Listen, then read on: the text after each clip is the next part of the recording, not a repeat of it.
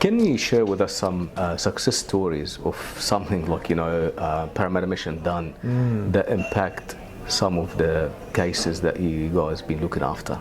We operate a community centre really at the heart of Parramatta there in Macquarie Street. Okay. And the primary service that we operate is called Meals Plus. And it is what it says it is. It's the meal which we use as a means of engaging and connecting with our community. So we operate Monday to Friday, we serve breakfast and lunch, and that's really what allows us to engage with the local community, to build trust, to go on the journey with them.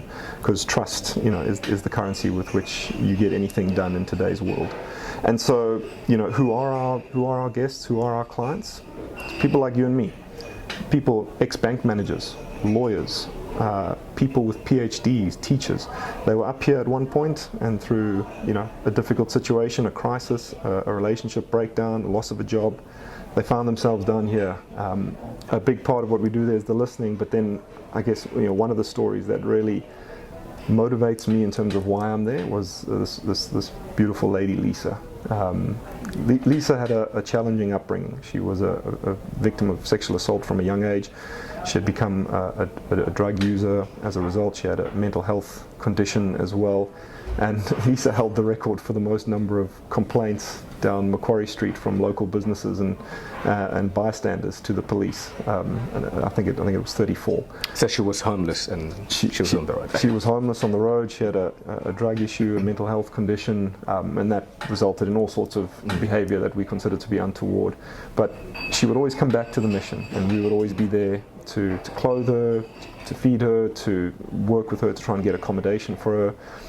But one day she came to us and she said, "You know what? I don't want this anymore. I don't want this for my life." And that's all we needed to hear, because we say we don't walk in front of people so that they get lost. We don't walk behind them and push them to where we think they need to be. We walk alongside them. We support them. We hold their hand. Exactly, until they're ready to make the decisions. And so when she said that, okay, we said, let's do it. We managed to reconnect her with her family. There was reconciliation there with the family.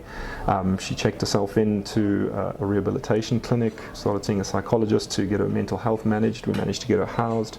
And as of today, she's been clean for 6 years. She's a warehouse manager. She'll often still come back to the mission to check in and see how we're doing. But just an incredible story of transformation. Her mental health, still there, it's still managed. The addictions and the challenges, they're still there, but she's been clean for 6 years.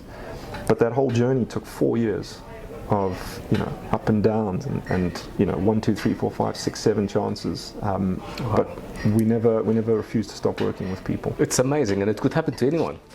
Like any time, like you feel down or you come across a trouble or a problem or obstacle in your life, and you will need someone to hear you. 100%, Ramez. I think that's the thing that humbles me every day. I'm like, I see these people and I engage with them, and I'm like, that could easily that could be me, that could be you.